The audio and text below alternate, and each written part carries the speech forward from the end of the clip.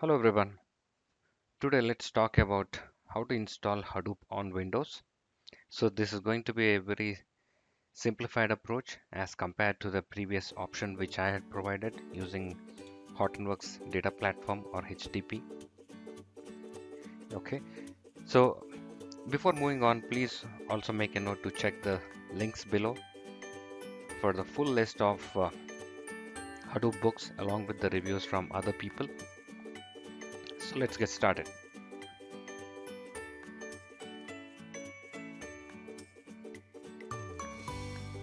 So coming to the requirements for setting up Hadoop, you need to have the latest JDK 1.8. So I'm going to choose 1.8 update 171 for the demo. Then we need to download the latest Hadoop package. I'm going to share the links from where you can download them. So let's dive in. So let's go to the Oracle website and download the JDK.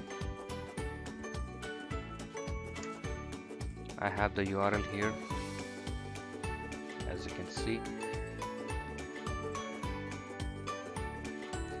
So my system is running on Windows 64-bit version. So then I'm going to download the JDK 8 update 171 on Windows. So depending on 64-bit or 32-bit, you can download 86-bit version or 64-bit version. So go ahead, accept the license agreement and download that. Download it into my system. Okay, so if you're not, make sure to download it. Second thing is to download the Hadoop software. Go to hadoop.apache.org.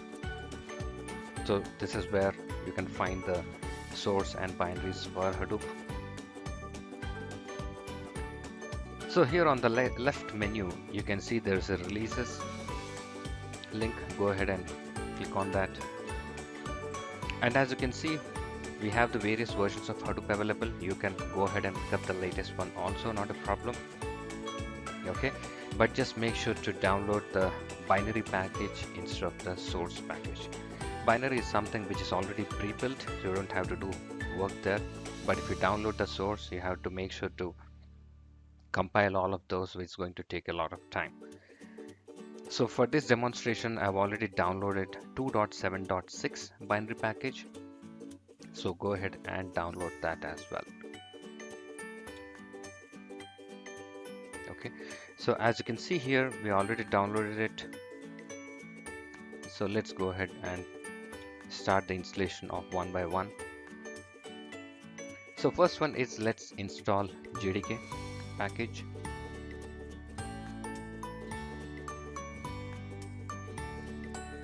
Double click on that.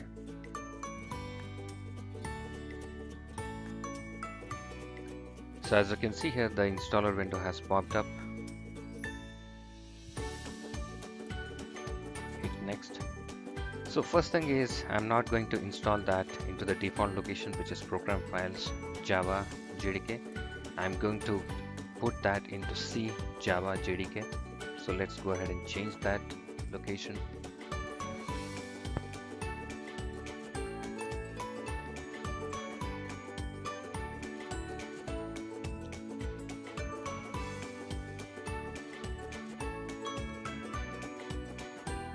Finally, you can see the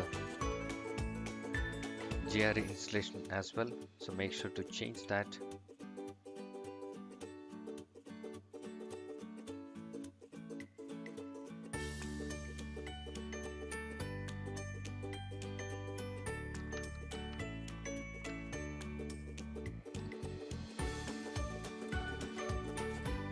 So I've just added a JRE location under that.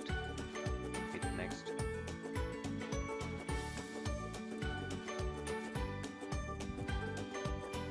So we are done with the installation here. Now next step is to add the Java home to the environment variables. So go to your environment variables. So go to the Windows settings and type environment variables for your account. So here go back and add a new variable called Java home and the path of Java where you have installed, which is essentially in C.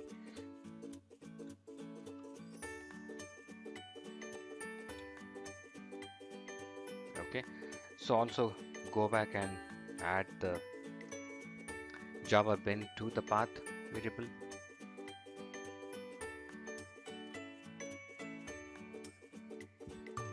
Something like this. Hit OK. And now open the command prompt and type java-version. So as you can see, we have installed 180.171.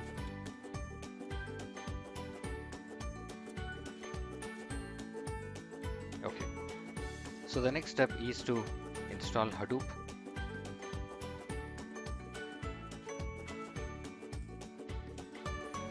So here I've already extracted the downloaded Hadoop 2.7.6. Okay, so these are the files that you get after the extraction. So one thing to remember is when you're extracting this particular tar.gunzip, you will see there are errors being thrown on the SO files. That is okay, you can safely ignore them. Okay, so next step is to copy this extracted Hadoop folder, go into your C directory. Okay, and copy the directory here directly. Okay, so once this is done, copy the path of it, open your Windows settings and again go to environment variables for your account and go back and add a new variable called Hadoop home,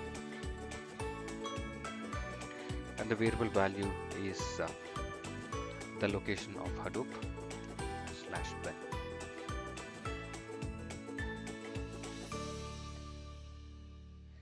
So also make sure to add this to the path variable. So edit the path of the user, type new. Okay, so similarly you need to add one more location, which is the sbin of Hadoop. So basically this location contains all the important executables for your Linux and command files for your Windows. We are going to talk about that in a while. So just go ahead and add this other variable to the path as well. So close your Windows settings, go back to the Hadoop where you have copied into C. Go to the etc Hadoop. So here comes the important step. We are going to modify 4 different XML files where we need to add specific properties. So, and we are going ahead with the modification of this with minimal properties that are required. Okay, so let's open core site.xml.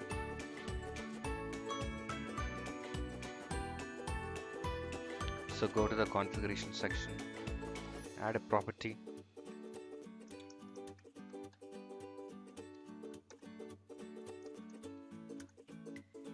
add a name here, and similarly value. So the property name is going to be fs.defaultfs, and the value is going to be hdfs localhost and 9000. So this is the only property that is required for now. So this is basically used by your name node and the data node. So the next configuration file is mapred site.xml. So you'll not find that here. The only file you'll find is the template file, mapred-site.xml.template. Go ahead and copy and create a copy of that and change the name to map.red site.xml. So let me just copy the property here instead of typing again, and then we are going to change that. So here let's change the property, which is map reduce dot framework dot name. Okay, and the value is going to be yarn. So as you guys are aware, yarn is going to be the new framework which will execute MapReduce also along with the various other frameworks. Okay, so now minimize your files, go back to your Hadoop location in C.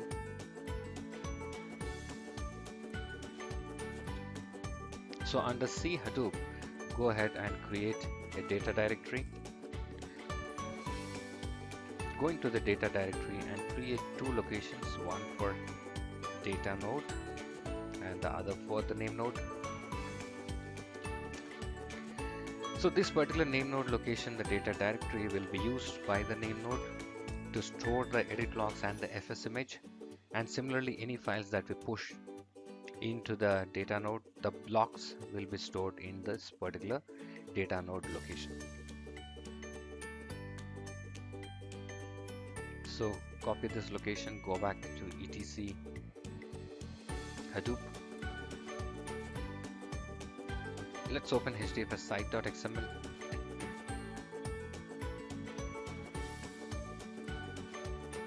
Let's go back and copy the property from the map.red site. Then we're going to modify that.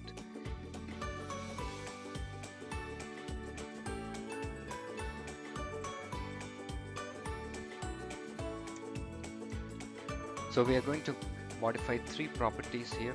We need to have basically the three properties in hdfs site.xml. The first one is the replication factor. So how many times you want Hadoop to replicate your data. So because we are running on a pseudo distributed system, which means everything on one system, we just want one copy of it. Next is the paths for the data node and the name node directories.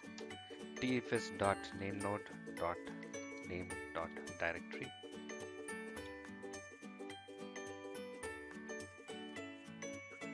So just make sure you change the proper names. Otherwise it's going to be difficult to really figure out what really went wrong when you start your services. Okay, so finally change the property name to dfs.datanode.name.directory and give the path to the data node.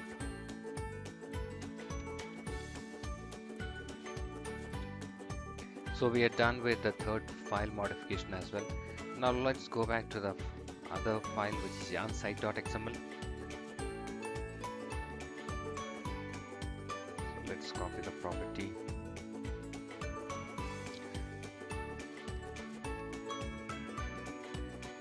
So here we are going ahead with two different properties.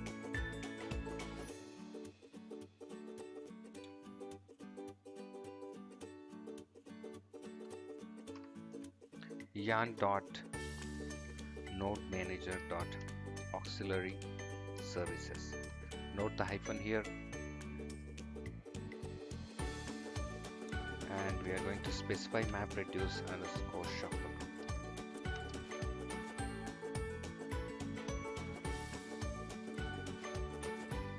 Similarly, let's change the other property here.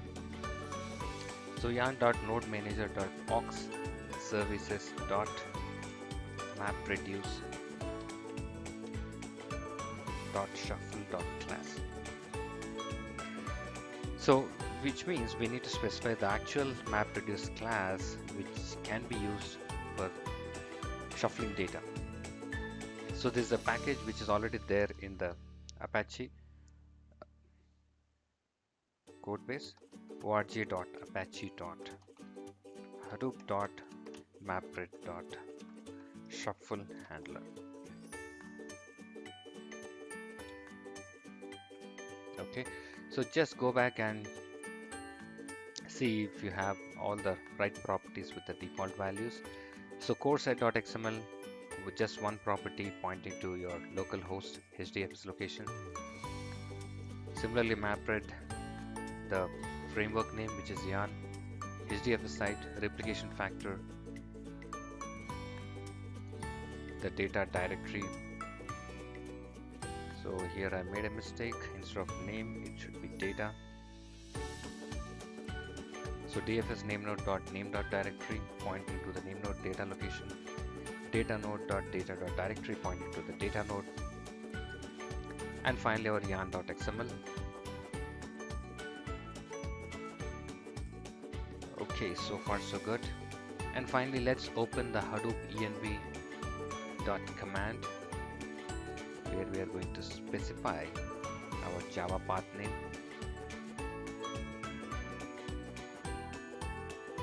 Okay, so just go and check this line, set Java home, and point it to the right location of Java.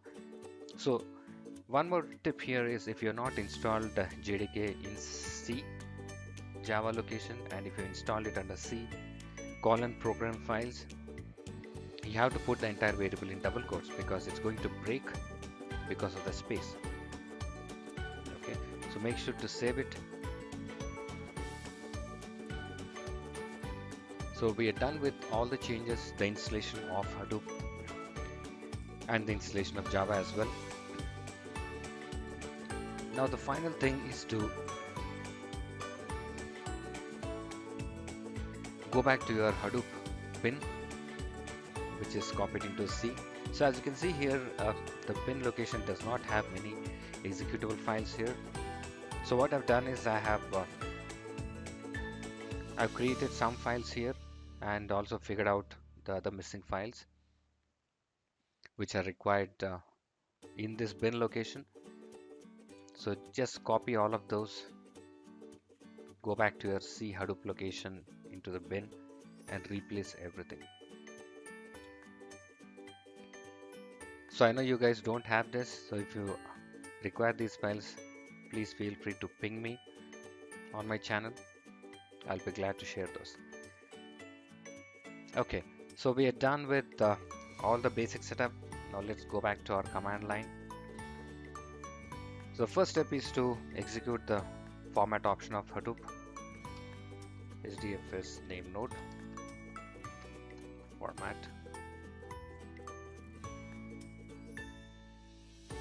So I'm able to access this command from anywhere in the system because we added the sbin and the bin of Hadoop into the path.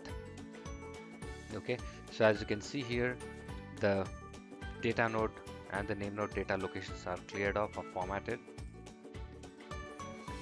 Now let's go back and execute start all command. So you will be able to find this in your C Hadoop and sbin. So here you will have start all.sh. So this guy is going to execute all the required processes, which are namely the name node, which is the master, data node, resource manager, and the node manager. Or you can go on individually and execute start DFS to start the distributor file system, start yarn, start balancers, etc. Okay, so either you can copy this location if you're not put this into your path, execute start all command from here, or if you already put that as I've explained in this video, you can directly execute the command from anywhere. Command. So this command is going to start 4 different processes as we have said, and you will see 4 different command prompts being opened. Okay, so as you can see here, the name node is up and running, so we don't have any issues here. Similarly, the data node is up and running, which means our configuration is fine and it's ready to accept the blocks. Here is our resource manager, which is working fine, and finally our node manager. Now let's go back to our browser and see the UI of the resource manager and the name node.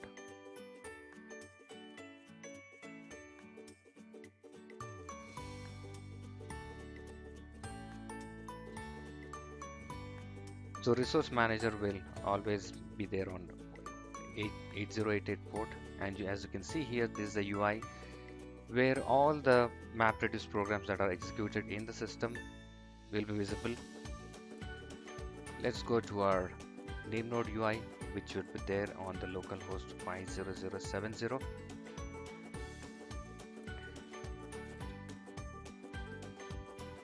So as you can see, this gives you an overall summary of our cluster, the date when it was started, the specific version of Hadoop, that's unique cluster ID, the specific pool ID of the block storage, and the entire summary. And as you can see, the edit log and the FS image will be stored in the name node data directory, which we had created earlier. Now let's go back and push some sample files into this Hadoop location. So first let's create an input directory into which we'll push a sample file.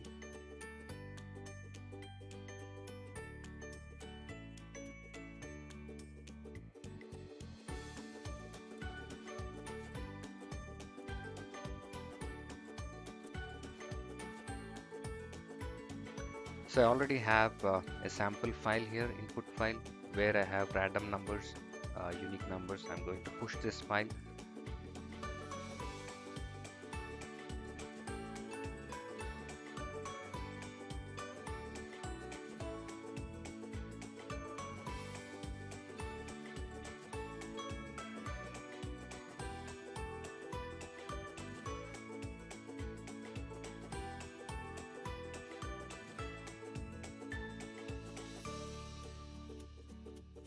Now let's see if our file has successfully been added into HDFS.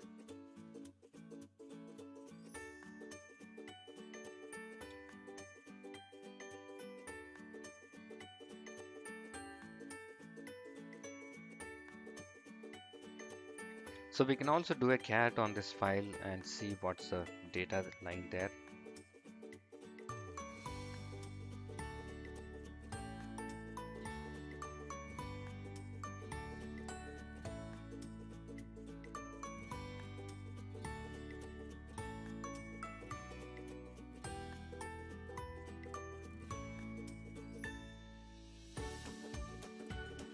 So we have successfully copied our file into HDFS. Let's also do some more commands on how to leave the safe mode and also remove the directory what we created.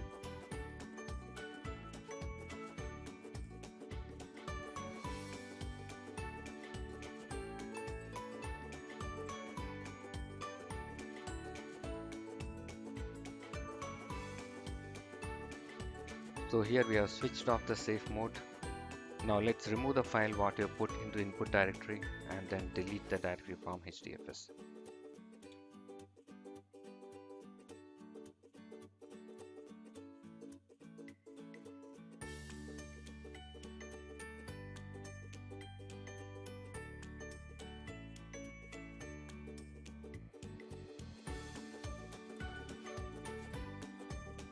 So as you can see, we have deleted this file from HDFS.